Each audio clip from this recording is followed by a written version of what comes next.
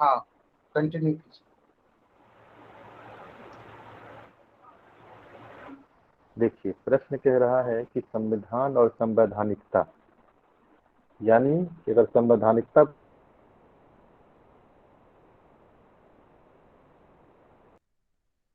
को हम अगर शाब्दिक अर्थ में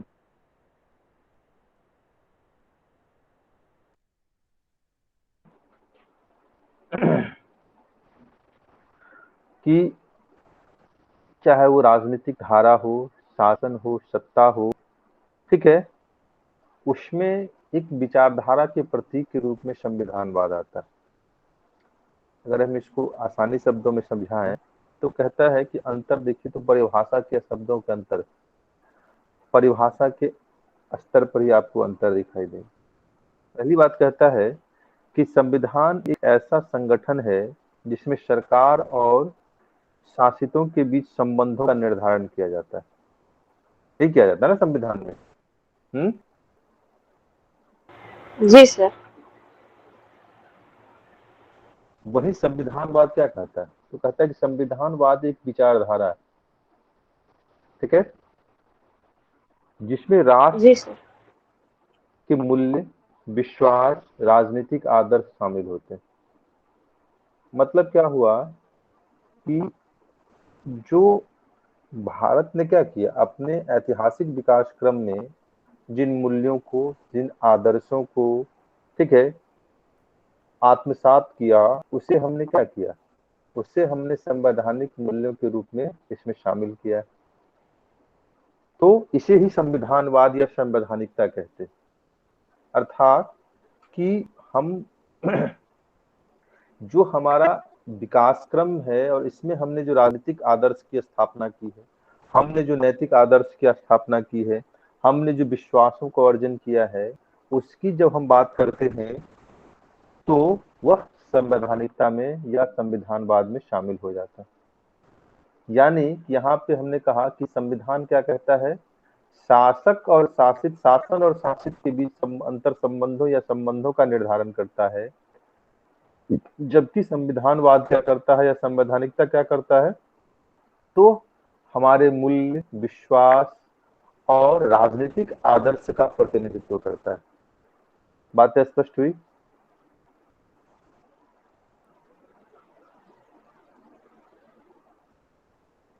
जी सर। दूसरी बात देखिए, तो हमने कहा कि इसकी प्रकृति के स्तर पर भी आपको अंतर दिखाई देगा। अब प्रकृति के स्तर पर अंतर की अगर बात करते हैं तो क्या कहता है कि संविधान एक साधन प्रधान धारणा है। अब साधन प्रधान धारणा कहने का मतलब क्या है कि हमें उन उन चीजों की प्राप्ति करनी, ठीक है, और उसको हम कैसे प्राप्त करेंगे यह संविधान बताता है। जबकि संविधानवाद या संवैधानिकता क्या करता है, साध्य की बात करता है। और साध्य का मतलब क्या होता है, जिसकी हम पूजा करते हैं, यही होता है ना, जिसकी प्राप्ति के लिए हम कार्य करते हैं। गांधी के जो साधन और जी सर। साध्य की पवित्रता का कंसेप्ट है वो क्या है, यही है ना, कि जिस साध्य की प्राप्ति के लिए, मतलब क्या है कि अगर आजादी की प्राप्ति के लिए हम क्या करते हैं, जो साधन अपनाते हैं वो भी क्या होना चाहिए, पवित्र होना चाहिए।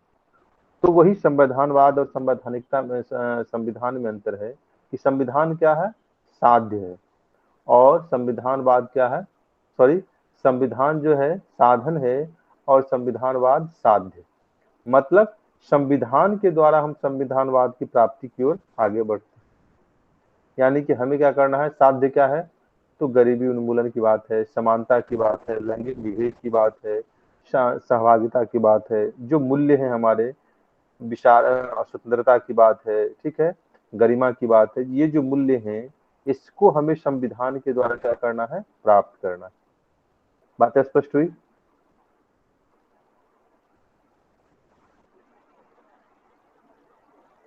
जी सर। फिर इसको देखिए जस्ट तो हम सर उत्पत्ति एप्लीकेशन के बोल स्तर सकते पर भी हैं ना। इसमें अंतर दिखा सकते। नहीं, देखिए, एप्लीकेशन नहीं, एप्लीकेशन संविधान है, जबकि इस एप्लीकेशन से जो फल की प्राप्ति होगी वो क्या है, वो संविधानवाद, संविधानवाद यानी इसकी मान लीजिए विशेषता, संविधान की एक तरह विशेषता से संविधानवाद। जैसे प्रस्तावना में जो आदर्श का वर्णन है वो आदर्श क्या है, साध्य है ना, कि गरिमा की प्राप्ति करनी है, समानता की प्राप्ति करनी है, राष्ट्रीय एकता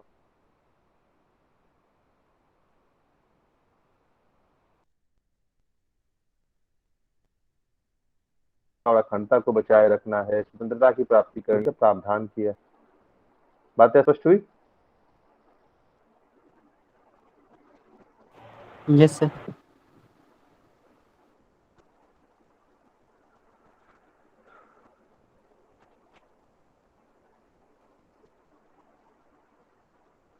फिर देखिए, तो कहता है कि संविधान का क्या करते हैं हम लोग, अगर उत्पत्ति की दृष्टि से अंतर को देखिए तो संविधान का निर्माण किया जाता है। यानी कि भारत में देखिए तो 2 वर्ष 18 महीने और 9 दिन में हमने क्या किया, सॉरी 9 महीने और 18 दिन में हमने 11 क्या दिन। किया, अपने संविधान का निर्माण। 11 दिन में, कितने दिन में? 2 वर्ष 11 कितने? महीना 18 दिन। 2 वर्ष 11 महीना अच्छा 18 11 दिन। महीने, 2 महीने, 2 महीने हमने कम बताया ना।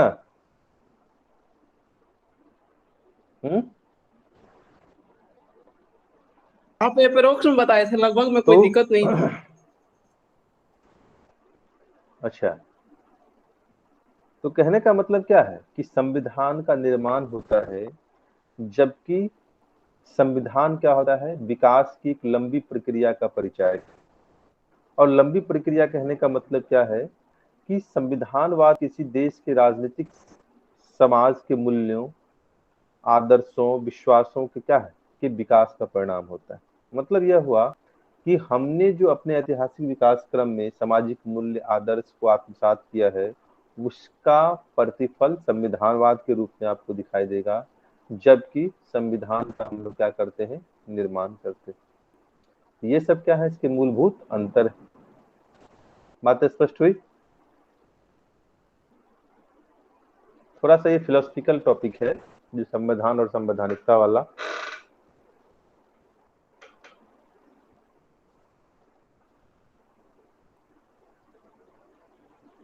बातें स्पष्ट हो गई सभी को?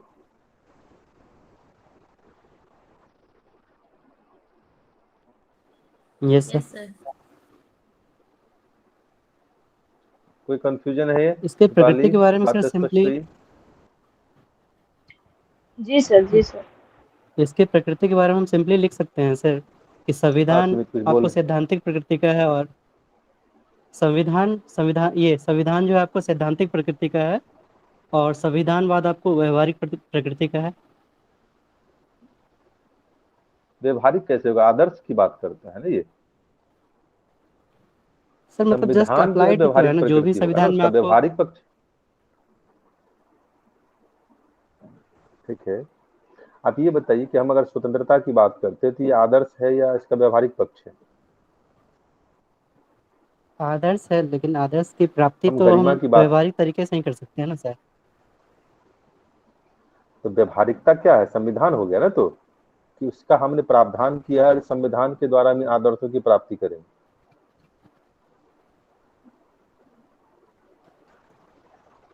थोड़ा सा कंफ्यूजन लग रहा है सर हमको, थोड़ा सा कंफ्यूजिंग विचारधारा, हो रहा है सर मेरे लिए थोड़ा सा। विचारधारा का भी व्यवहारिक पक्ष हो सकता है। हाँ, सुमित ये बताइए कि विचारधारा का नहीं, भी व्यवहारिक पक्ष हो सकता है।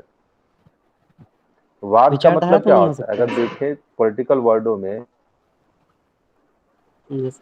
तो वाद का मतलब ही, अगर पॉलिटिकल वर्ड में देखिए तो वाद का मतलब, जैसे कि हम माओवाद कहते हैं, तो माओवाद क्या है, विचारधारा है ना। विचारधारा है। ऐसा तो नहीं जी इसका सर, जी व्यवहारिक पक्ष सर। कुछ है। नहीं सर, मार्क्स, मेरा कहने का मतलब ये था, मार्क्सवाद की जैसे बात सर कर लीजिए संविधान तो वो है। क्या है, विचारधारा है। गांधीवाद, हाँ, विचारधारा है, विचारधारा है। नहीं सर, मेरा कहने का मतलब ये था, हम जो समझ पा रहे थे कि संविधान आपको कुछ लक्ष्य निर्धारित किया है, उसको प्राप्ति करने के लिए हम संविधानवाद का सहारा ले रहे हैं। मतलब मेरा कहने का मतलब इस तरह से था सर।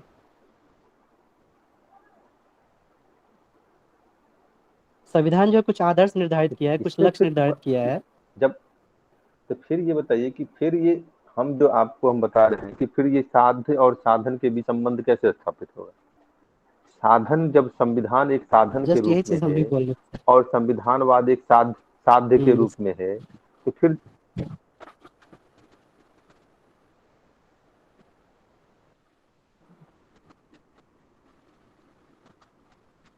आपकी बातों का समर्थन बातें है और संविधान, तो फिर साध्य व्यवहारिक पक्ष कैसे हो सकता है। Yes sir.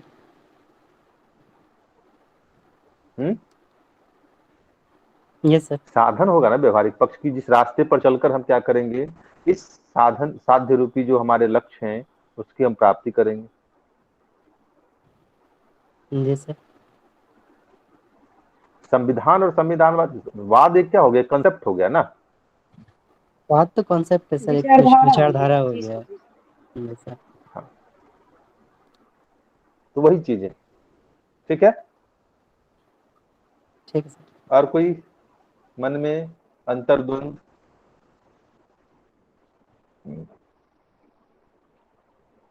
चलिए, तो आगे बढ़े यहां से।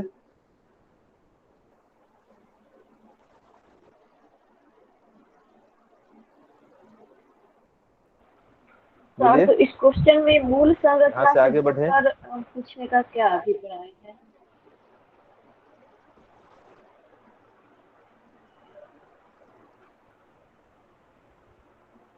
तो मूल संरचना के कहने का मतलब ये है कि हमने मूल संरचना की परिभाषा ही जब आप पढ़ेंगे इसमें क्या कहा गया है कि संविधान की कुछ ऐसी विशिष्टताएं हैं जिसमें हम क्या करेंगे, उसका परिवर्तन नहीं करेंगे। ये कह रहा है ना। नहीं कर सकते। जी सर। जी सर। जी सर, जैसे लोकतांत्रिक गणराज्य हो गया तो जो वो संविधान की विशिष्टताएं हैं, जो आदर्श हैं, जो मूल्य हैं, उसमें अगर नकारात्मक परिवर्तन होगा तो वहां पे हम क्या करेंगे, न्यायालय के रूप में हम सामने आ जाएंगे, भाई मैं इसका पहरेदार हूँ, ठीक है। लंगूर के रूप में क्या होंगे, वैष्णो देवी की जैसे लंगूर रक्षा करता है वैसे ही क्या करेगा, सुप्रीम कोर्ट लंगूर के रूप में वहां पे खड़ा हो जाएगा, सुप्रीम कोर्ट का दरवाजा खटखटा। ठीक है। जी सर। अब बात स्पष्ट होगी दीपाली कि क्यों इसको किसको को रिलेट क्यों किया। जी सर। तो चीजों को थोड़ा सा क्या कीजिए, कोरिलेट करने की कोशिश कीजिए कि आखिर भाई इसको एक दूसरे से जोड़ा क्यों। तो जोड़ा इसीलिए कि संविधान मूल ढांचे की संरचना, मूल ढांचे भी वही बात कहता है जो संविधानवाद कहता है। सुमित वही बात कहता है ना। Yes sir.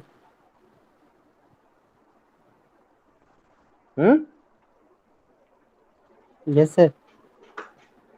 चलिए, तो आगे बढ़े यहां से।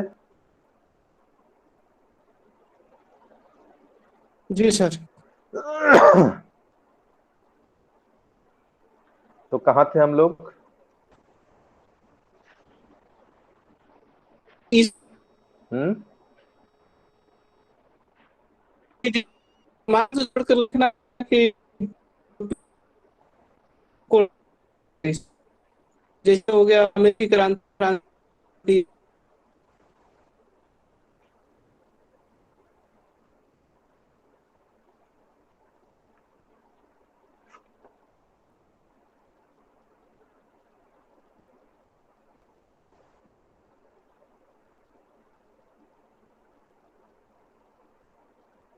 देखिए सुशील ने क्या क्या बोला, आप लोगों को पता चल गया। प्रतिस्पर्धी संघवाद वित्त आयोग।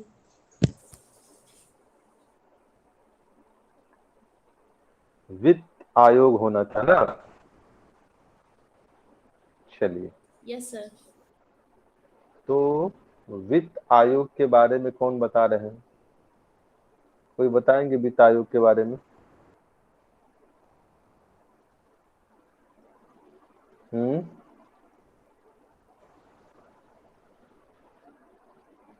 लास्ट टाइम संविधान आप के लोगों को पीटीएम पढ़ा है ना अनुच्छेद वित्त आयोग। Yes sir. सर संविधान के आर्टिकल 280 के तहत वित्त आयोग के गठन और इसमें जो भी वित्त ये केंद्र और राज्यों के बीच वित्त का बंटवारा करती है।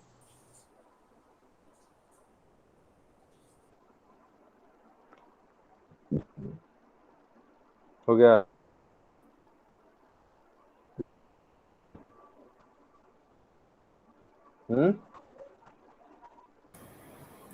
उसमें उतनी ही बातें हैं?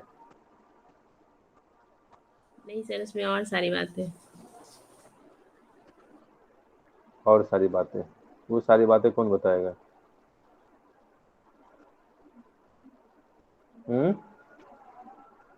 वो सारी बातें कौन बताएंगे? हम? संविधान हाँ? के अनुच्छेद 280 में गठन का प्रावधान किया गया है और वित्त आयोग का गठन राष्ट्रपति द्वारा किया जाता है। अच्छा। इसमें एक अध्यक्ष होगा और 4 अन्य सदस्य की नियुक्ति राष्ट्रपति द्वारा की जाती है। प्रत्येक 5 वर्ष पर वित्त आयोग का गठन किया जाता है और भारतीय संविधान का जो अनुच्छेद 281 है उसके तहत राष्ट्रपति को वित्त आयोग के बारे में सिफारिश करना होगा संसद से और उसके समक्ष, जैसे लोकसभा हुआ, राज्यसभा के समक्ष रखवाता है। अभी तक भारत में 17 वित्त आयोग लागू हो चुका है। अब वित्त आयोग के 17? कार्य सॉरी 15 सर। अच्छा, 17 वित्त आयोग 15 कौन कौन वित्त है? नहीं, आयोग। 15 अच्छा, 15। 15 15 15 सर, 15 है। 15। 2021 से अच्छा। 26 तक हो गया है। जो 15वां वित्त आयोग है एनकेसी है। वित्त आयोग के ठीक है। कार्य के बारे में देखते हैं। इस संघ राज्य के बीच का जो कर का बंटवारा होता है आगामी के लिए प्रत्येक राज्य का अलग अलग, वो वित्त आयोग का कार्य करता है। सुझाव देता है ये राज्यों के मध्य करों के विवरण के संबंध में सुझाव देता है वित्त आयोग, और इसकी सिफारिशें जो होती है वो सलाहकारी प्रवृत्ति की होती है सर। और वित्त आयोग जो होता है अच्छा, भारत की संचित निधि से राजस्व का जो सहायता अनुदान कराता है।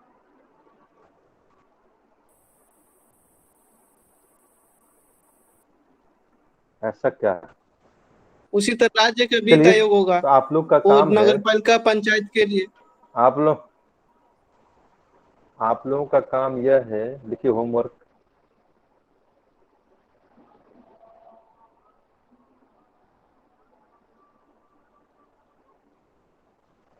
होमवर्क लिखिए। वित्त आयोग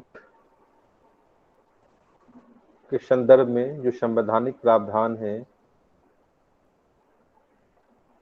उसकी विस्तृत परिचर्चा करनी, उस पर विस्तृत परिचर्चा करनी।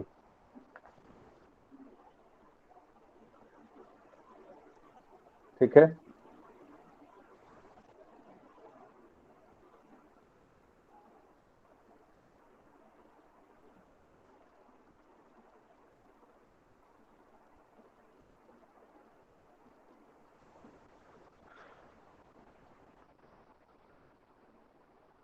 चलिए,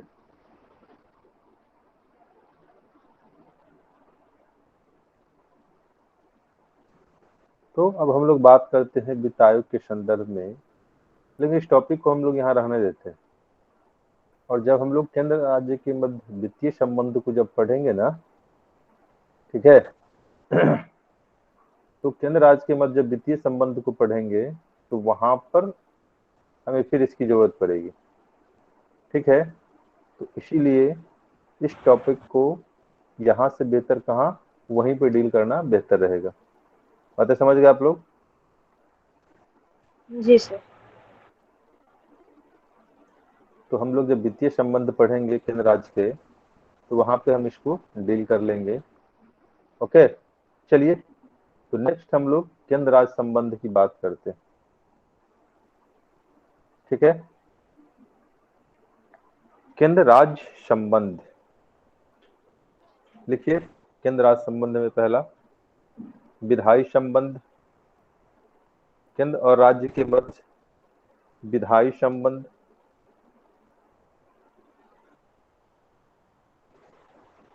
प्रशासनिक संबंध,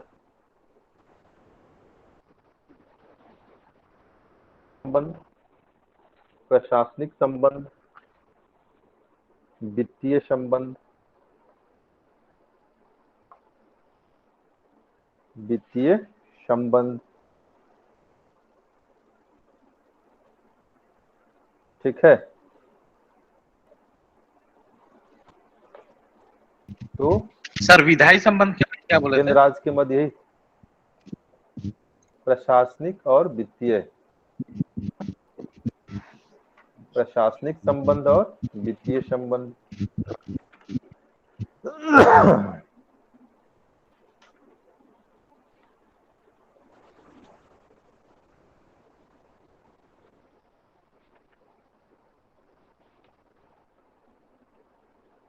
चलिए विधायी संबंध के बारे में बताइए। केंद्र राज्य के मध्य जो विधायी संबंध है उसके बारे में बताइए भाई कुछ आप लोग।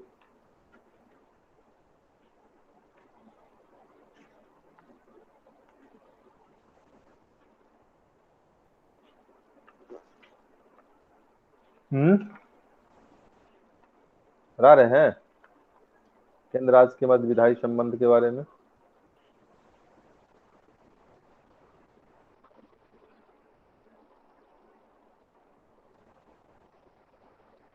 बोलिए।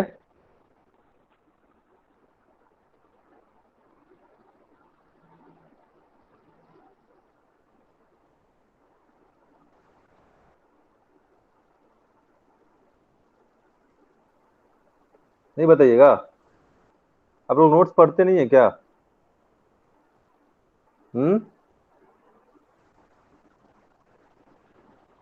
पढ़े आप हुए हैं। लोग नोट्स पढ़ते नहीं हैं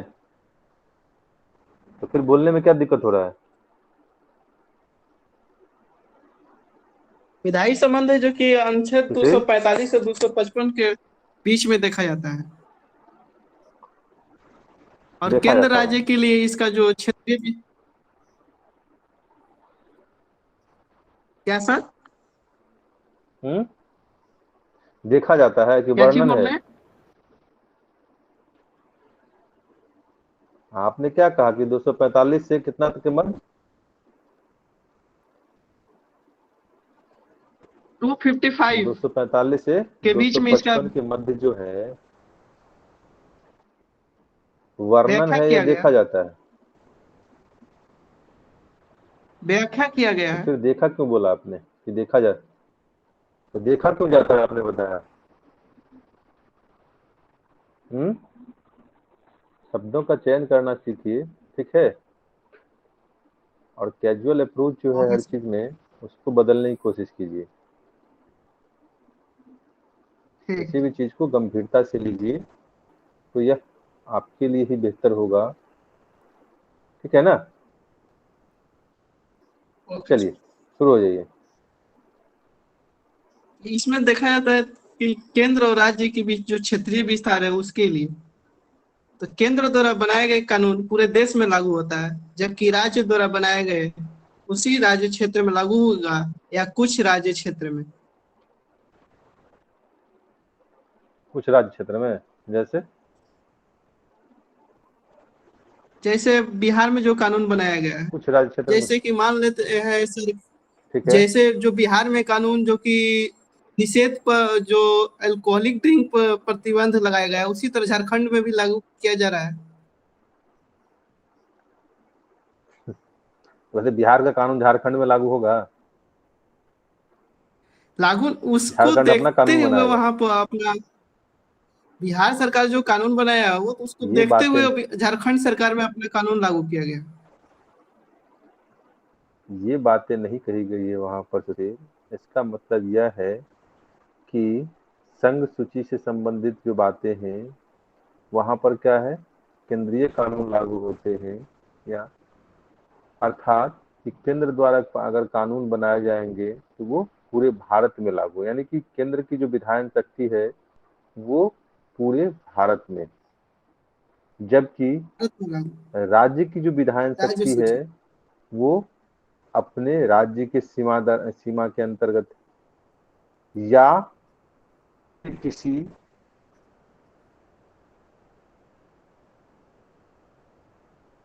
मान लीजिए कि हम बिहार की बात, बिहार या बिहार के किसी क्षेत्र विशेष के लिए, जैसे कि मिथिलांचल है या मगध क्षेत्र है या कोई जिला है, तो उसके लिए भी कानून बना रखती है ना। Yes sir. बात स्पष्ट हुई। तो ये कहने का प्रावधान यहाँ पर ये है कि जिस तरह केंद्र का कानून जो है पूरे भारत के लिए है, उसी तरीके से राज्य का पूरे अपने संबंधित राज्य के लिए या उसके किसी क्षेत्र के लिए हो सकता है। ओके, बात स्पष्ट हो गई सभी को?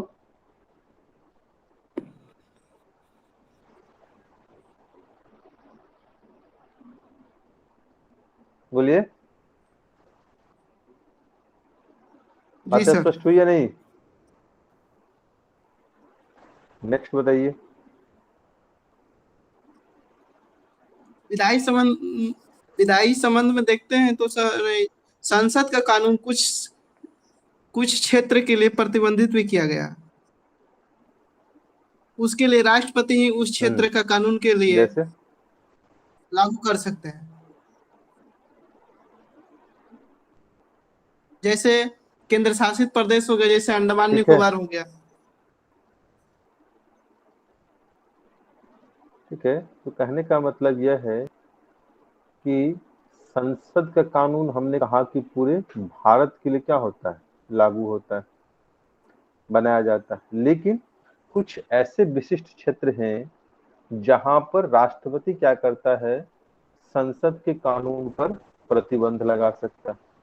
जैसे कि अंडमान निकोबार है, दादर नागर हवेली है, दमन दीव है और लक्षद्वीप।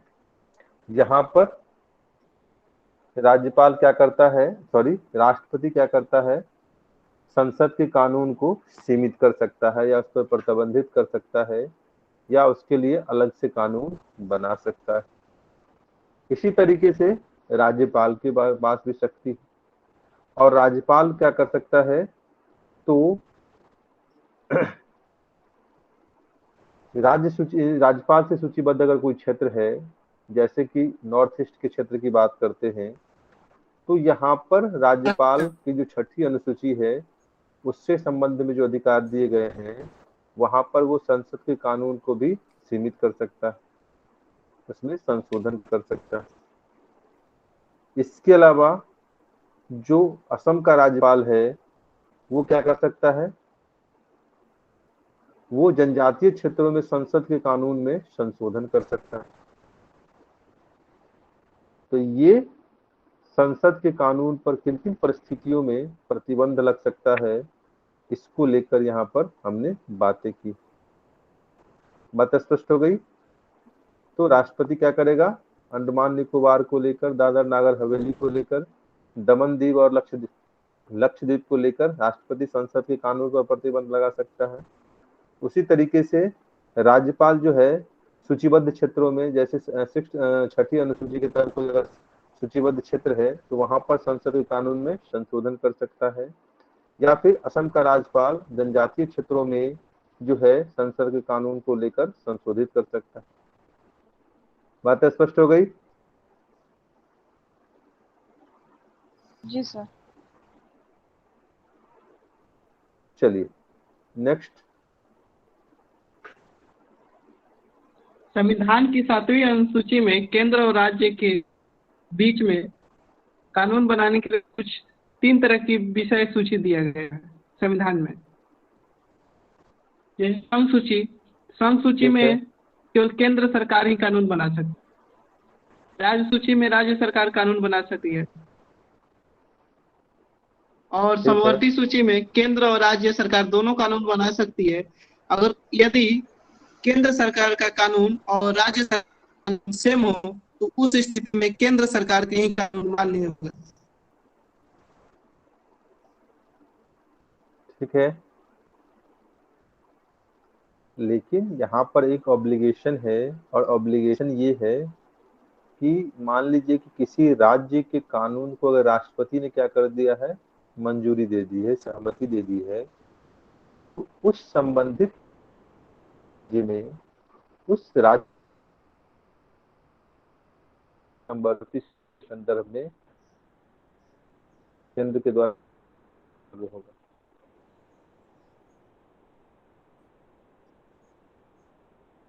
बातें स्पष्ट हुई। विषयों का बंटवारे के संदर्भ में हमने यहाँ पर परिचर्चा की, और विधायी संबंध में हमने कहा कि आखिर विधायी शक्ति का विस्तार कहाँ कहाँ।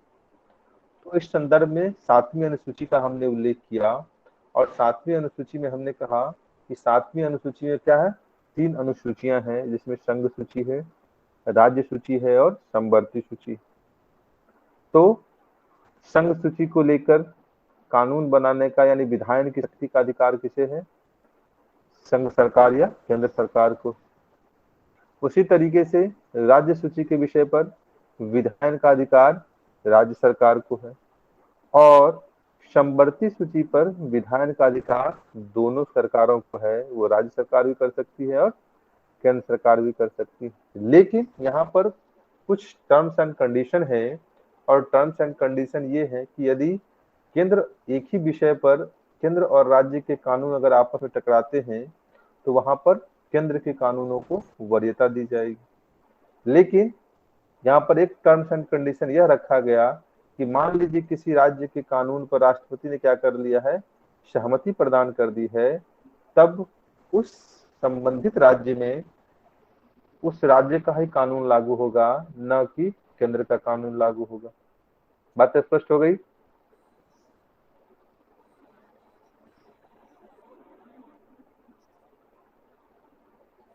Yes sir.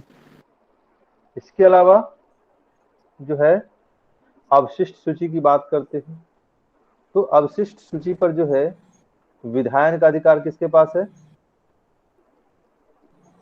केंद्र के पास। चलिए, तो ये विधायी संबंध में जो विधायन का अधिकार है उसको लेकर हमने परिचर्चा की। नेक्स्ट बताइए। राज्य क्षेत्र के लिए राज्यसभा का विशेष प्रावधान दिया गया है। जैसे राष्ट्रीय हित में आर्टिकल राज्यसभा का 249 के तहत राज्यसभा अपने क्या सर, यहाँ पर यह कह रहा है कि असाधारण परिस्थितियों में कैसे राज्य के क्षेत्र में संसदीय विधान क्या होते हैं, लागू होते हैं। ठीक है, किस परिस्थिति में, असाधारण परिस्थितियों में। तो जब असाधारण परिस्थितियों की बात करते हैं, इसमें पहला आपने पढ़ा होगा आर्टिकल 249 को पढ़ा होगा। 352 और आर्टिकल 249 क्या कहता है, आर्टिकल 249 क्या कहता है, तो आर्टिकल 249 कहता है कि अगर राज्यसभा को लगता है कि राज्य सूची के विषय पर क्या होना चाहिए, कोई कानून बननी चाहिए, तब राज्यसभा 2/3 बहुमत से प्रस्ताव पारित करेगी और लोकसभा को यह अधिकार देगी कि राष्ट्रीय हित को ध्यान में रखकर एक कानून बनाया जाए। ठीक है, बात स्पष्ट हुई। जी। इसके अलावा हमने बात की राष्ट्रीय आपात की। तो राष्ट्रीय आपात जैसे आर्टिकल 352 है, और 352 के तहत जब हम राष्ट्रीय आपात की घोषणा करते हैं तो आपको पता होगा कि इस परिस्थिति में जो भारतीय संविधान है क्या करता है, एकात्मक स्वरूप ग्रहण करता है। और एकात्मक स्वरूप ग्रहण करने के पीछे क्या का तर्क है कि समस्त विधायन शक्ति, प्रशासनिक शक्ति और वित्तीय शक्ति किसके पास चली जाती है, तो केंद्र सरकार के पास चली जाती है। ठीक है, बात स्पष्ट हो गई। जी। इसके अलावा जो कोई समझौते हैं, द्विपक्षीय समझौते हैं या अंतर्राष्ट्रीय समझौते हैं, उसको क्रियान्वयन को लेकर भी राज्य सेंट्रल गवर्नमेंट क्या कर सकता है, बाध्य कर सकता है। जैसे अगर देखिए तो हम बात करते हैं 99 संविधान संशोधन की। किससे संबंधित है ये? बांग्लादेश की भूमि से।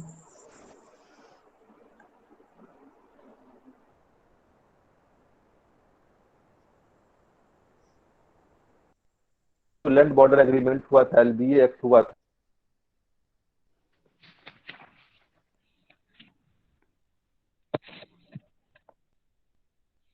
साउंड कट रही है।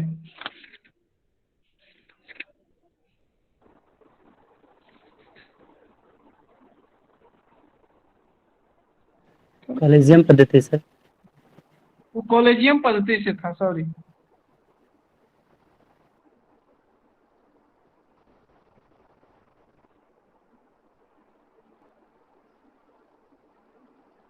तो हमने कहा कि जो भूमि है वो किस सूची का विषय है? इस 100वां संविधान संशोधन के द्वारा भूमि की बात किया गया था ना।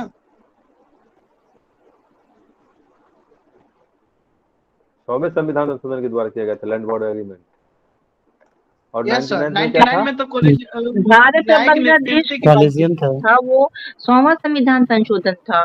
और कोलोजियम भारत और प्रणाली जो है बांग्लादेश वो भूमि 99 हस्तांतरण के लिए, जो कि भारत 111 99 गांव में बांग्लादेश से लिया था और कुछ दिया हुआ था बांग्लादेश को भारत।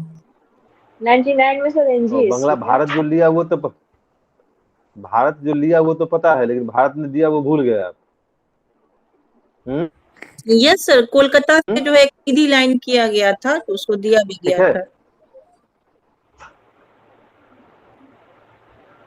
तो वो इसमें 29 क्या या कुछ किया गया समथिंग इसी तरह था। कि कुछ,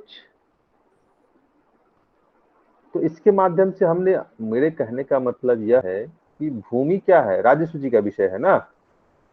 जी सर। लेकिन यस सर। जब हमने बांग्लादेश के साथ समझौता किया तो वहां पर इस समझौते को क्रियान्वित करने की जिम्मेदारी किसकी थी? राज्य सरकार की। ठीक है।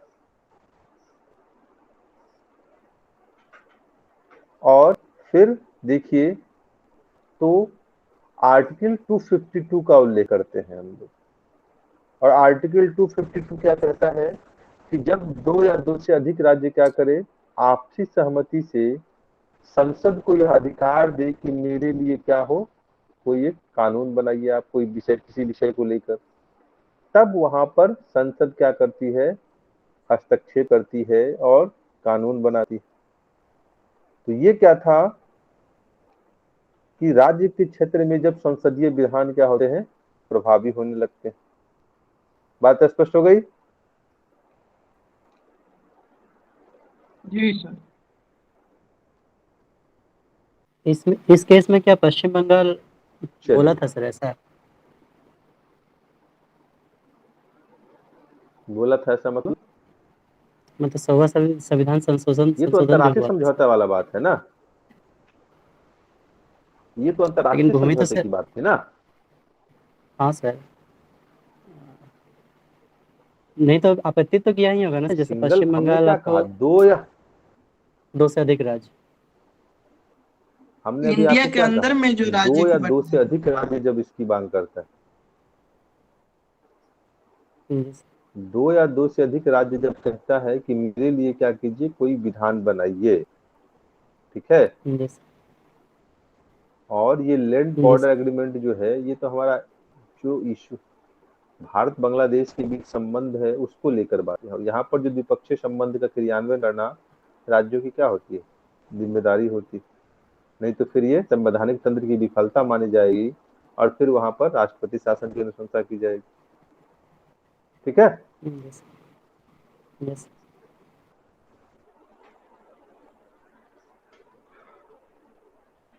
फिर कह रहा है, तो देखिए, तो राज्य विधानमंडल पर केंद्र का नियंत्रण स्थापित होता है।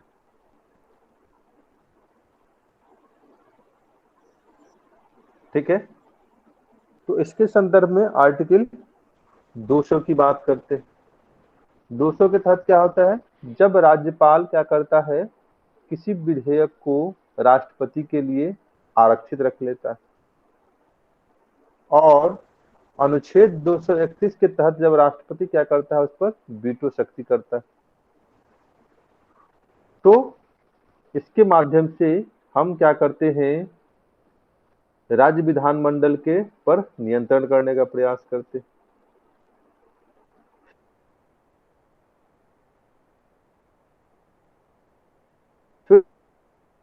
तो जब हम क्या 304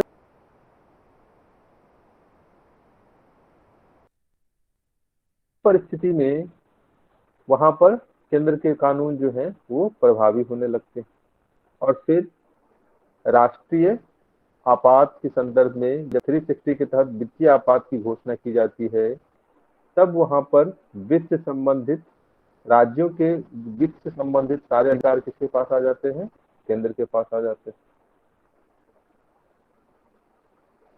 ठीक है, बात स्पष्ट हुई?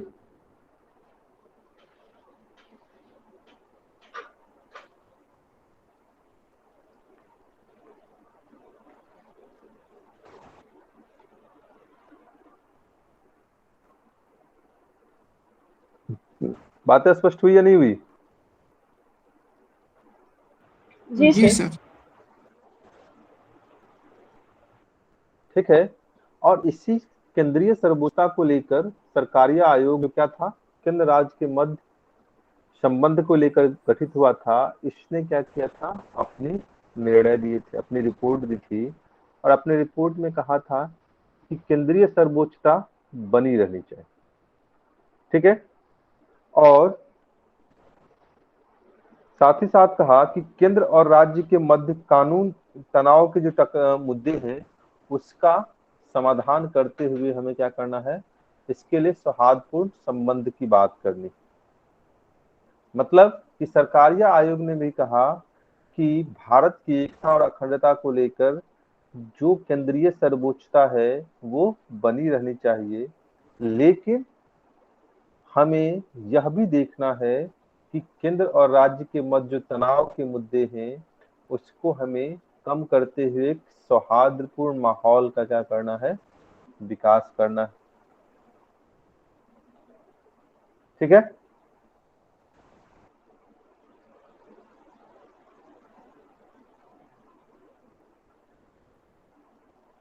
यहां तक बातें स्पष्ट हो गई?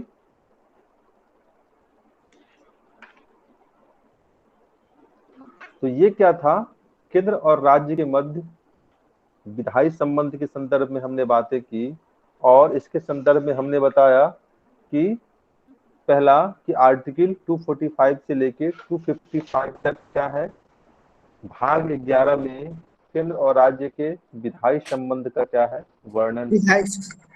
और इसी क्रम में हमने कहा कि पहला पॉइंट कि केंद्र और राज्य की जो विधान शक्ति है उसका विस्तार कहाँ कहाँ। तो हमने कहा कि केंद्र सरकार पूरे भारत के लिए है, तो राज्य सरकार अपने राज्य के लिए, उसके किसी क्षेत्र के लिए।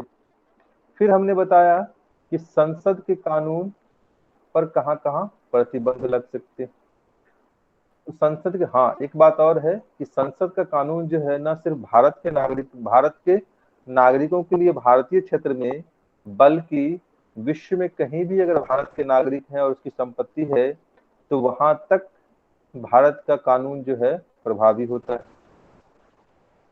ठीक है, बात स्पष्ट हुई?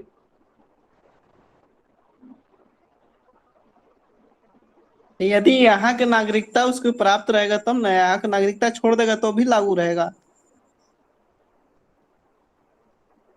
हमने क्या कहा, हमने भारत के नागरिक की बात की ना। ठीक, ओके सर।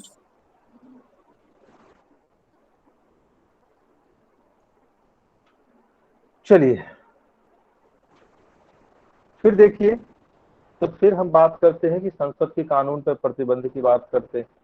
तो संसद के कानून के प्रतिबंध के संदर्भ में हमने बताया कि राष्ट्रपति कैसे प्रतिबंधित कर सकता है, राज्यपाल कैसे प्रतिबंधित कर सकता है, और असम के संदर्भ में क्या प्रावधान है, राज्यपाल के क्या अधिकार। फिर हमने विधायी संबंधों की बात की, और इसमें हमने अनुसूची 7 के तहत जो 3 अनुसूचियां हैं उसके संदर्भ में क्या प्रावधान है, और फिर अवशिष्ट शक्तियों के संदर्भ में क्या प्रावधान है, इसको लेकर हमने परिचर्चा की। फिर हमने कहा कि राज्य क्षेत्र में असाधारण परिस्थितियों में कैसे संसदीय विधायन क्या होते हैं, लागू होते हैं। तो इसमें हमने बताया राज्यसभा क्या करती है, आर्टिकल 9 का प्रयोग करती है, राष्ट्रीय आपात की बात होती है, सहमति से यह अधिकार के अंतर्राष्ट्रीय समझौते को जब क्रियान्वित करना होता है और जब राज्यों में राष्ट्रपति शासन लागू होते हैं। फिर देखिए, तो हमने कहा कि वो कौन सी परिस्थितियां हैं जब राज्य के विधान पर केंद्र का नियंत्रण होता है।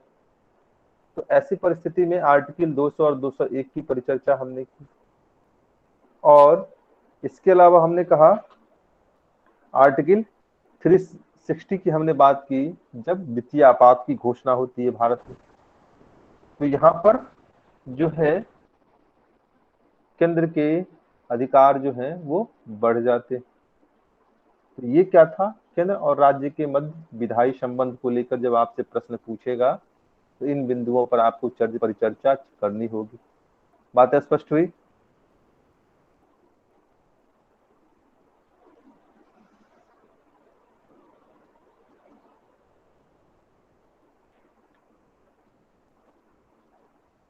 बातें जी स्पष्ट हो सर। गई?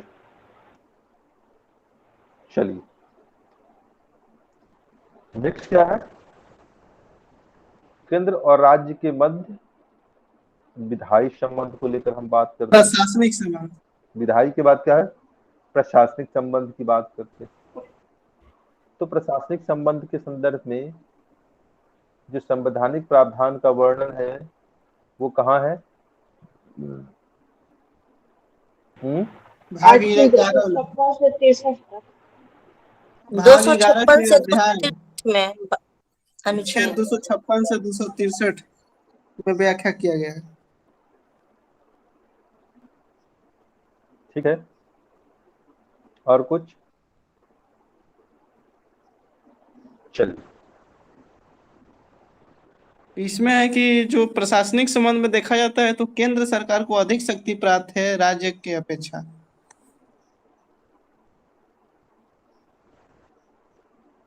ठीक है। तो जब प्रशासनिक संबंध की बात करते हैं तो हम संवैधानिक प्रावधानों पर परिचर्चा करते हैं, और संवैधानिक प्रावधानों पर परिचर्चा के क्रम में हमें याद रखना चाहिए भाग 11 का अनुच्छेद 256 से 263 के मध्य जो प्रावधान है वो केंद्र और राज्य के मध्य प्रशासनिक संबंधों का पर दृष्टिपात करता है। और इस संदर्भ में कहा गया कि केंद्र और राज्य के मध्य जो प्रशासनिक संबंध है उसका अगर हम प्रकृति देखें तो प्रकृति यह है कि यह संघ सरकार की ओर, केंद्र सरकार की ओर क्या है, झुका हुआ है, और राष्ट्रीय हितों को ध्यान में रखकर राज्य के प्रशासनों पर संघ का प्रशासन क्या होता है, हावी होता है। फिर देखिए, तो इसी संदर्भ में कहा गया कि जब हम बात करते हैं कि कार्यकारी शक्तियों के बंटवारे के संदर्भ में बात करते हैं, तो जब कार्यकारी शक्तियों के बंटवारे के संदर्भ में बात करते हैं तो इसमें कहा गया कि पहली बात कि जो केंद्र की कार्यकारी शक्ति है या कार्यपालिका है वो क्या है, संघ सूची के विषय पर तथा किसी संधि और समझौते के तहत अधिकार, प्राधिकरण तथा न्याय क्षेत्र में क्या करेगी, प्रशासन करेगी। वहां पर उसका कानून क्या होगा, लागू होगा, उसके प्रशासनिक क्षेत्र लागू होंगे। ठीक है। इसी तरीके से जब हम राज्य की बात करते हैं तो राज्य का जो प्रशासनिक अमला है वो अपने राज्य की सीमाओं के अंदर क्या करेगा, कार्य करेगा। और समवर्ती सूची पर जब हम बात करते हैं तो कार्यकारी शक्ति किसके पास होती है, राज्यों के पास होती है, सिवाय जब केंद्र का कानून प्रभावी न हो। ठीक है, बातें स्पष्ट हुई? जी सर।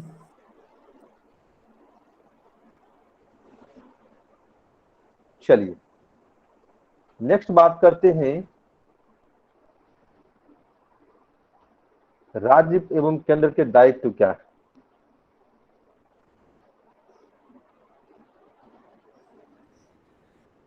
तो संविधान ने क्या किया कि कार्यकारी शक्तियों के संबंध उन पर दो तरह के प्रतिबंध आरोपित किए।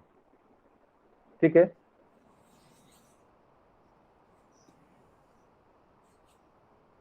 फाइव की बात करते हैं और आर्टिकल 365 क्या कहता है कि संसद द्वारा निर्मित किसी विधान का अनुपालन सुनिश्चित करना क्या है, राज्यों की जिम्मेदारी। ठीक है, यह किसमें है, तो यह 256 में उसका उल्लेख है कि संसद द्वारा निर्मित किसी विधान का अनुपालन सुनिश्चित करना यह राज्यों की जिम्मेदारी।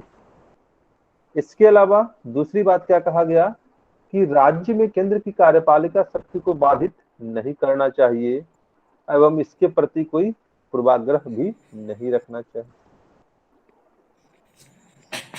तो ये दो प्रतिबंध आरोपित किए गए हैं इस पर, राज्य की कार्यपालिका पर, कि हमें आर्टिकल 256 के तहत क्या करना है कि संसद के द्वारा निर्मित जो विधान है उसके अनुपालन को सुनिश्चित करना है, और दूसरा कि केंद्र की कार्यपालिका शक्ति को लेकर हमें किसी तरह का बाधा नहीं पहुंचाना है और न ही पूर्वाग्रह रखना।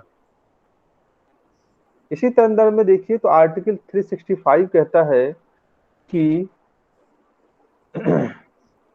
यदि कोई राज्य क्या करेगा, केंद्र द्वारा दिए गए निर्देश का पालन करने में असफल रहता है, तो ऐसी स्थिति में यह क्या माना जाएगा, तो राष्ट्रपति यह मान सकता है कि वहां पर क्या है, संवैधानिक तंत्र की विफलता है और फिर राज्य में राष्ट्रपति शासन का अनुकूल माहौल बन चुका है। यानी कि आर्टिकल 365 के तहत क्या कहा गया कि यदि आप केंद्र के निर्देशों का, केंद्र के आदेशों का अनुपालन करने में अगर आप विफल रहते हैं, तब आपके ऊपर राष्ट्रपति शासन का प्रकोप जो है, राष्ट्रपति शासन रूपी डंडा जो है वो चलाया जाएगा।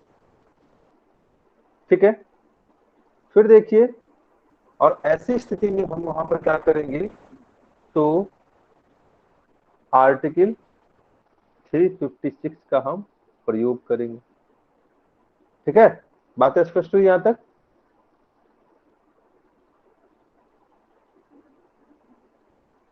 जी सर। जी सर। सर कोई कंफ्यूजन तो नहीं है हरेंद्र, बातें स्पष्ट हो रही हैं? Yes sir.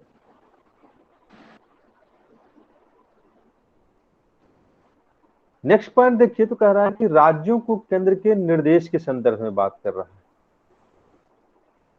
कि राज्यों को केंद्र द्वारा जो निर्देश दिए जाते हैं इसके संदर्भ में बात है। तो इसके संदर्भ में हम बात करते हैं कि आर्टिकल 257 क्या कहता है। तो आर्टिकल 257 कहता है कि संचार साधनों को बनाए रखना एवं उनका रख रखाव जो है यह किसकी जिम्मेदारी है, राज्यों की जिम्मेदारी।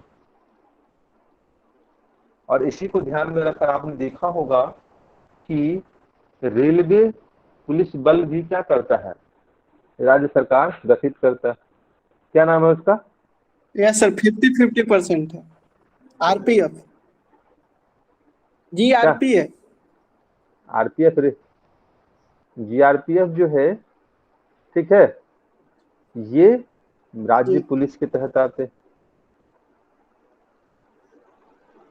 इसके अलावा देखिए तो फिर आर्टिकल 350A की बात होती है, और आर्टिकल 350A में क्या है, तो भाषाई अल्पसंख्यकों के बच्चों के लिए क्या करना है, मातृभाषा में शिक्षा की व्यवस्था करनी। ठीक है,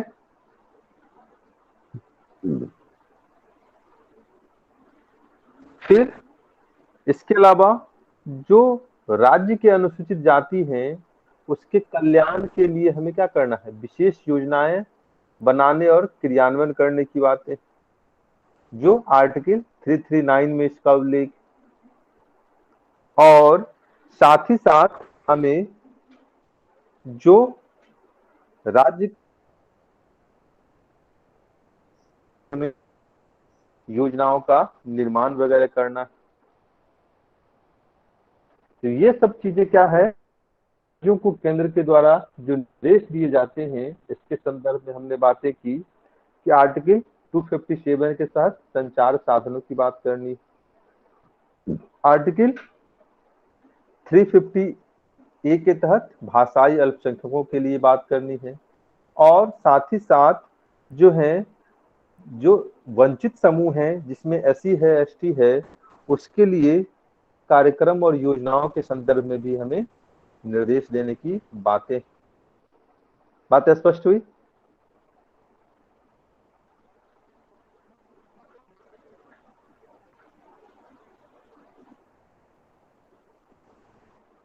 बातें स्पष्ट हुई यहां तक?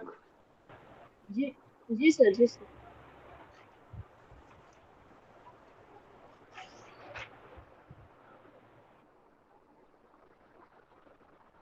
अब देखिए नेक्स्ट पॉइंट क्या है, तो कार्यकारी कार्यों का जो पारस्परिक प्रतिनिधित्व की बात करते हैं। जब कार्यों के पारस्परिक प्रतिनिधित्व की जब बात करते हैं तो इसके संदर्भ में कहा गया कि जो कार्यकारी शक्तियां हैं, यानी कि कार्यपालिका शक्तियां हैं, एग्जीक्यूटिव पावर हैं, वो क्या करती है, विधायी शक्ति का अनुसरण करती है। और विधायी शक्ति का मतलब क्या हो गया कि जो समवर्ती सूची में, समवर्ती सूची कहते हैं कि अनुसूची 7 में जो विधायी संबंधों की बात की गई, यहाँ पर क्या है, तो संघ सूची की, राज्य सूची की और समवर्ती सूची की बात। और इस संदर्भ में जो कार्यकारी शक्तियां हैं वो क्या करती हैं, इसका अनुसरण करते हुए अपने अपने क्षेत्राधिकार में कार्य करने के लिए स्वतंत्र होती। और इसके पीछे उद्देश्य क्या था संविधान निर्माताओं का, तो संविधान निर्माता का उद्देश्य यह था कि इससे क्या होगा, तो आपसी टकराव की जो स्थिति होगी उससे हमें क्या करना चाहिए, बचा जाना चाहिए। ठीक है, बातें स्पष्ट हो गई। इसके अलावा देखिए तो राष्ट्रपति क्या कर सकता है, तो राज्यों की सहमति से केंद्र के कार्यकारी क्षेत्र में राज्यों की कार्यकारी क्षेत्र उसे सौंप सकता है। ठीक है ना, जैसे कि आर्टिकल 356 के संदर्भ में अगर बात करें तो जम्मू कश्मीर में क्या किया गया, राज्यपाल की सहमति से ही हमने क्या किया, तो आर्टिकल 370 का हमने एवोल्यूशन किया, वहां पर जो उसको हटाया उसमें हमने क्या किया, इसी संवैधानिक दाव पेंच का हमने इस्तेमाल किया ना, कि कहा गया कि चूंकि वहां पर अभी क्या है, संसद विधानमंडल भंग है और वहां पर क्या है, राष्ट्रपति शासन या राज्यपाल का शासन लागू है, और ऐसी परिस्थिति में राज्यपाल ही क्या है, वहां का विधानसभा है।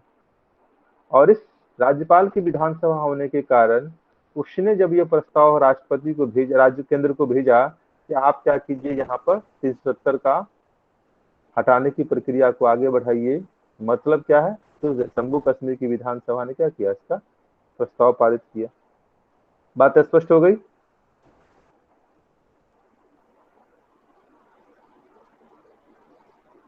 जी सर। बात स्पष्ट हुई या नहीं हुई?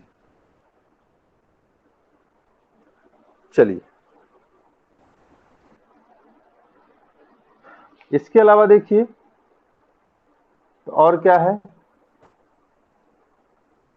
फिर हम बात करते हैं कि केंद्र और राज्य के बीच सहयोग कहां कहां दिखाई देता है, कहां कहां दिखाई देता है आपको केंद्र और राज्य के बीच सहयोग? अंतर्राज्यीय परिषद में। तो सहयोग की अगर बात करें तो हम बात करते हैं आर्टिकल 263 की, जहां पर अंतर्राज्यीय परिषद के गठन की बातें। इसके अलावा आर्टिकल 262 की, जहां पर क्या है, तो नदी से संबंधित विवादों के समाधान के लिए ट्रिब्यूनल के गठन की बातें। इसके अलावा देखिए तो अंतर्राज्यीय व्यापार आदि के तहत जो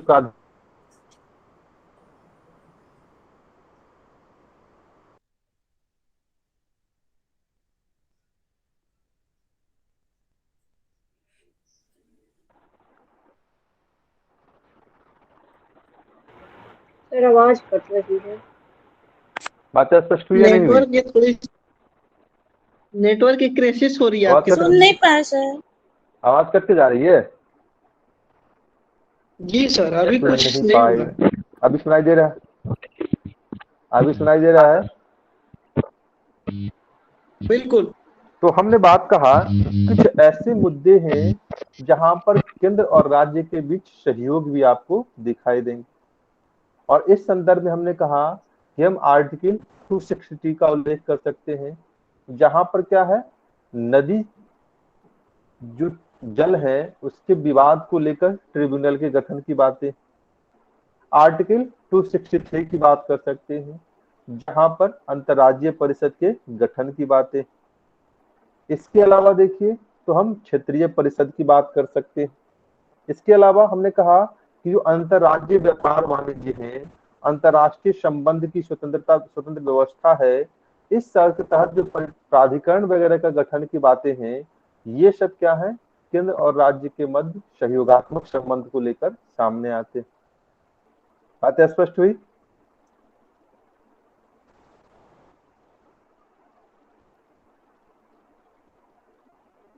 बातें स्पष्ट जी हुई? सर। सर फिर देखिए तो अखिल भारतीय सेवाओं की बात करते हैं, और अखिल भारतीय सेवाओं के संदर्भ में क्या है, तो आर्टिकल 312 का उल्लेख करना पड़ेगा आपको। और आर्टिकल 312 के तहत क्या कहा गया कि राज्यसभा क्या करेगा, नई अखिल भारतीय सेवाओं को गठित करने का प्रस्ताव पारित करेगा। और इसी संदर्भ में अभी हमने कहा कि क्या करना है हमें, एक अखिल भारतीय न्यायिक सेवा के गठन की बातें हैं। तो अखिल भारतीय न्यायिक सेवा का अगर गठन करना है तो इसको लेकर क्या करना होगा, राज्यसभा के द्वारा एक प्रस्ताव पारित करना होगा, तभी अखिल भारतीय सेवाओं की बात करेंगे क्या? जी सर। ठीक है। इसके अलावा हमने कहा कि लोक सेवा आयोग के गठन को लेकर बात करते हैं, तो यहाँ पर राष्ट्रपति क्या कर सकता है, तो जो स्टेट पीसीएस है उसके अध्यक्ष को जब हटाने की बारी आती है तो वहां पर राष्ट्रपति की भूमिका महत्वपूर्ण हो जाती है। इसके अलावा जब हम बात करते हैं तो एकीकृत न्याय व्यवस्था की बात कर सकते हैं, और एकीकृत न्याय व्यवस्था के तहत क्या होता है, तो सर्वोच्च न्यायालय, लोअर कोर्ट से लेकर सुप्रीम कोर्ट तक जो एक चेन सिस्टम है उसकी बात करते हैं आप। ठीक है, बातें स्पष्ट हुई? और फिर आपातकालीन उपबंध के साथ ये सारी बड़ी घटनाएं क्या होती हैं, अपने आप सामने आने लगती हैं केंद्र राज्य संबंध के संदर्भ में। जो प्रशासनिक संबंध है उस पर हमने ये बातें कही। अब बताइए कि केंद्र और राज्य के मध्य जो प्रशासनिक संबंध को लेकर प्रश्न पूछा था, उसको सुशील ने जो लिखा था और हमने जो इसको स्पष्ट किया, क्या सुशील कुछ बेनिफिट्स हुआ? जी सर, बहुत ज्यादा।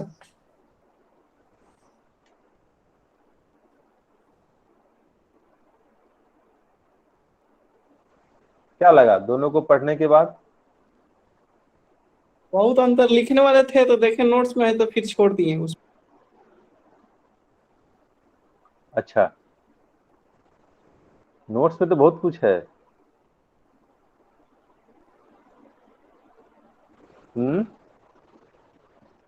नोट्स में तो बहुत कुछ है।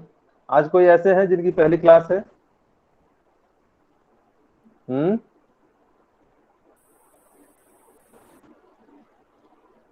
पूजा पांडे, आपको बातें स्पष्ट हो रही हैं?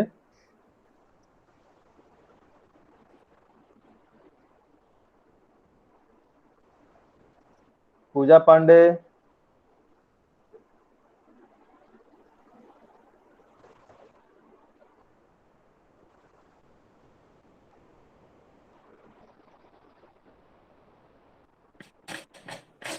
अमन,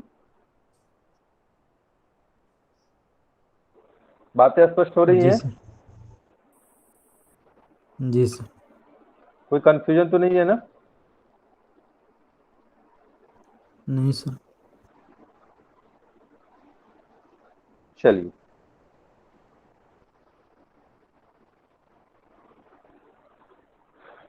नेक्स्ट फराज समीम, संजीव कुमार, संदीप कुमार वर्मा, शशि भूषण, आप लोग जी सर। सुशीला पर ओके सर।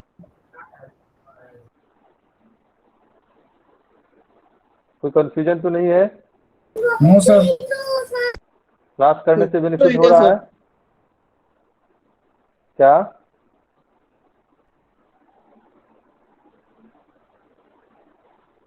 बेनिफिट हो रहा है क्लास करने से?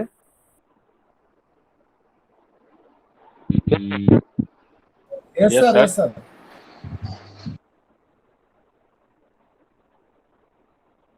चलिए,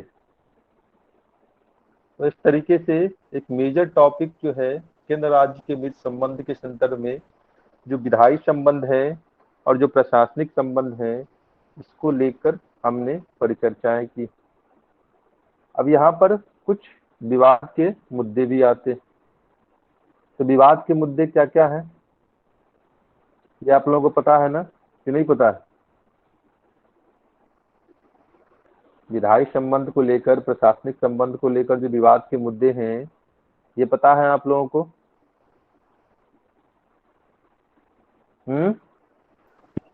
थोड़ा ब्रीफ जी सर।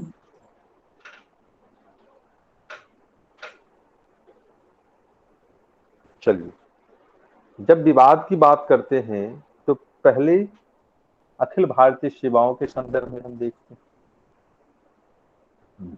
तो जब अखिल भारतीय सेवाओं की बात करते हैं तो इसके संदर्भ में क्या कहा गया कि इसका चयन कौन करता है? तो संघ के द्वारा इसका चयन किया जाता है। और इसकी सेवाएं कहाँ रहती हैं? तो राज्यों में इसकी सेवाएं होती हैं। जबकि इसको सेवाएं राज्य में देनी है, लेकिन राज्य सरकार की क्या है यहाँ पर? अपनी सीमाएं। राज्य सरकार इसको क्या कर सकती है? बर्खास्त नहीं कर सकती। निलंबन के अलावा वो कुछ नहीं कर सकती। और ऐसी परिस्थिति में जो लॉयलिटी है, लॉयलिटी को लेकर यहाँ पर अखिल भारतीय सेवाओं के जो पदाधिकारी हैं, इसकी लॉयलिटी को लेकर राज्य हमेशा क्या करता है? विरोध दर्ज करता है, चिंताएं व्यक्त करता है।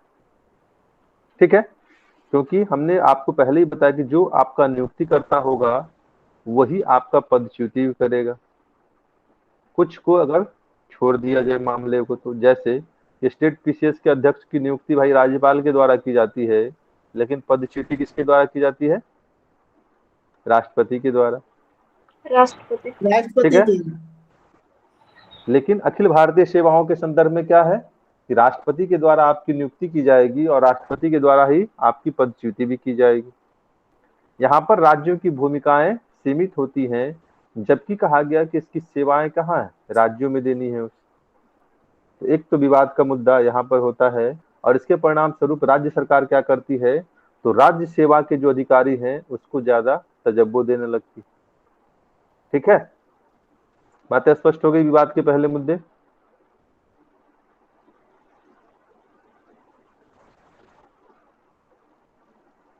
जी सर। दूसरा देखिए, प्रशासनिक संबंधों में तो हम आर्टिकल 356 की बात करते हैं। ठीक है, आर्टिकल 356 की बात करते हैं। इसको लेकर जो सारी बातें हमने स्पष्ट कर दी हैं, इसको तो ब्रीफ नहीं करना है ना?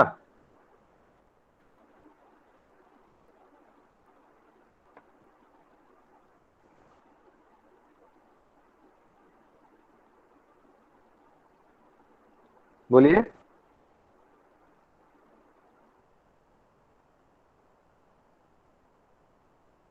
नहीं, वो तो वही है कि मतलब ये जो जो आर्टिकल राज्य फिर से सरकार है वो फिर संविधान के अनुरूप कार्य करना कर है। रही है कि नहीं।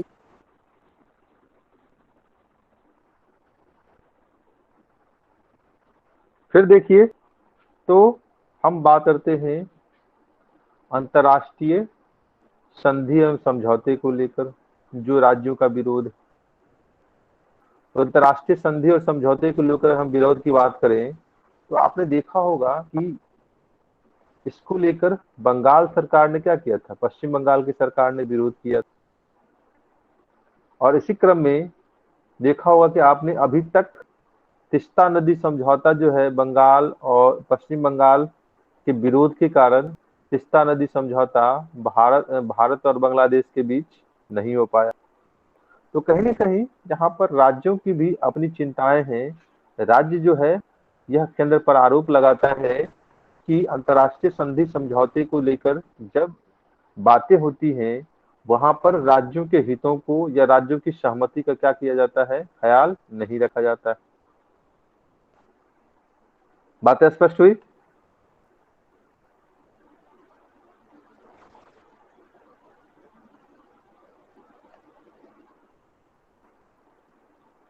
बातें स्पष्ट हुई?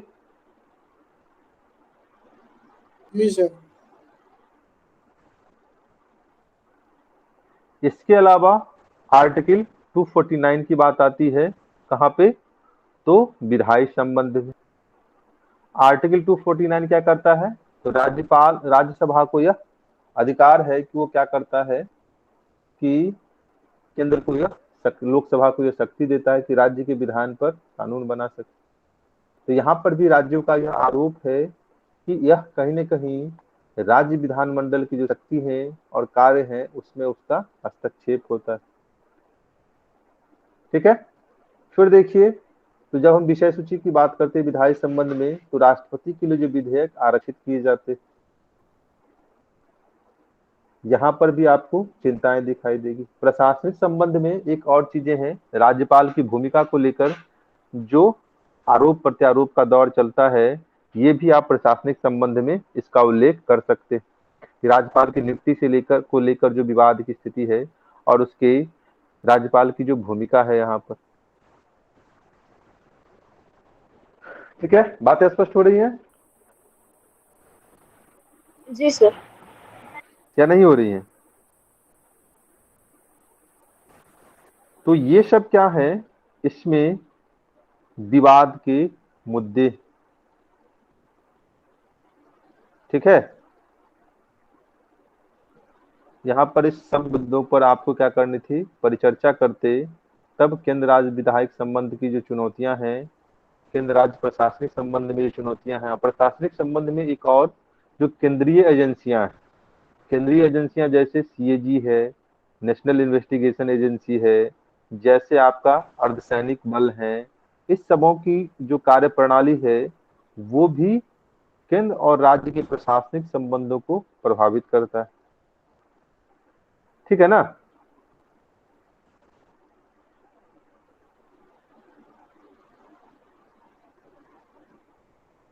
तो बातें स्पष्ट हो गई। अब लिखने के संबंध में है, आलोचनात्मक पहलू अगर पूछता है या चुनौतियां अगर पूछता है तो आप लिख सकते हैं।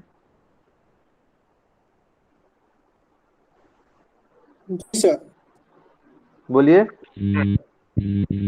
जी सर। कोई कंफ्यूजन तो नहीं है?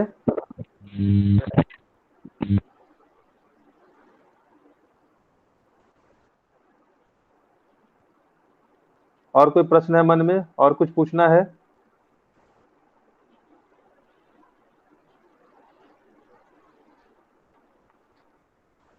चलिए, विवाद के मुद्दे लिख ही लीजिए आप लोग, हम शॉर्ट में बता देते हैं, उसको आप लोग एक्सप्लेन कर दीजिएगा।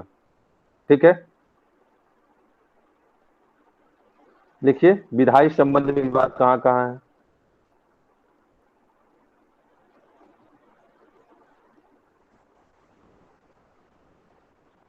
लिखिए, पहला समवर्ती सूची को लेकर और अवशिष्ट सूची को लेकर। समवर्ती सूची और अवशिष्ट सूची।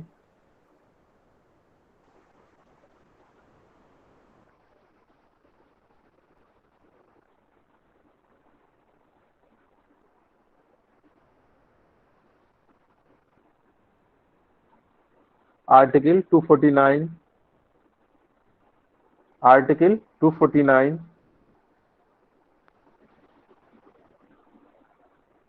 आर्टिकल 249 अंतर्राष्ट्रीय समझौते का क्रियान्वयन, अंतर्राष्ट्रीय समझौते का क्रियान्वयन,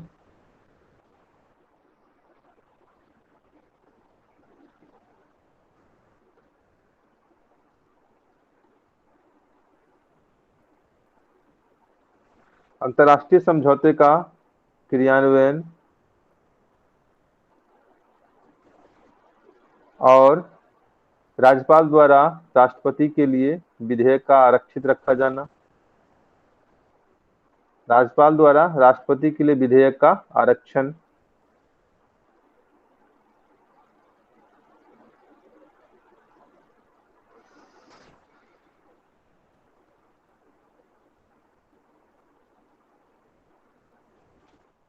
एक्सप्लेन कर लेंगे इसको आप लोग। जी सर। चलिए प्रशासनिक संबंधों में लिखिए चुनौतियां या विवाद के मुद्दे। प्रशासनिक संबंधों में विवाद के मुद्दे।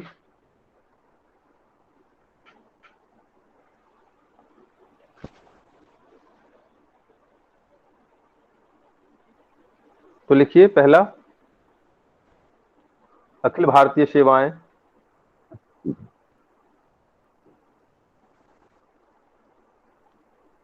अखिल भारतीय सेवाएं, आर्टिकल 356, आर्टिकल 356, राज्यपाल की भूमिका, राज्यपाल की भूमिका,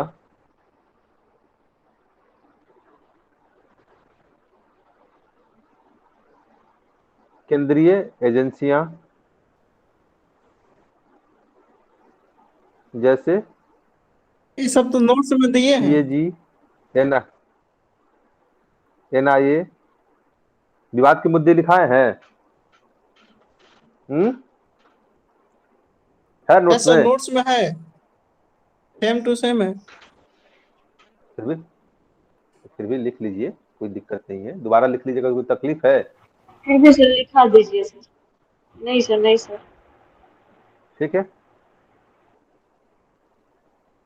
केंद्रीय एजेंसियां जैसे सीएजी, एनआईए, अर्धसैनिक बल, ईडी,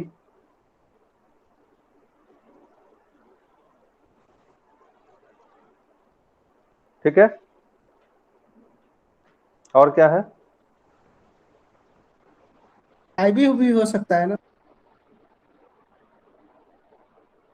आईबी इन्वेस्टिगेशन एजेंसी है ना जी। सीबीआई को लिख सकते हैं आप, आईबी को क्यों लिखिएगा? आईबी को लेकर क्या विवाद है? सीबीआई को लेकर के तो अभी वेस्ट बंगाल से सीबीआई लिख सकते विवाद हुआ। हैं। हाँ, सीबीआई लिखिए, आईबी नहीं है, ठीक है। जी सर। Okay sir. चलिए, तो यही सब क्या है, इसके विवाद के मुद्दे हैं केंद्र और राज्य के प्रशासनिक संबंधों में। लॉ एंड नियम और कानून, आदेश। तो यहाँ तक कोई मन में प्रश्न, विचार, कंफ्यूजन, कोई बीपीएससी द्वारा पूछा गया क्वेश्चन जो समझ में ना आया हो यहाँ तक में?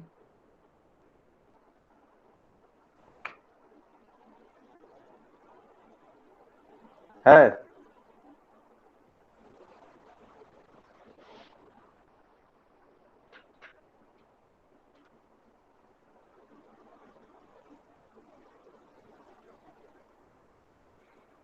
चलिए, तो आज के सेशन को यहीं पे एंड करें। कल हम लोग विधायी संबंधों की, वित्तीय संबंधों की बात करेंगे। जी सर।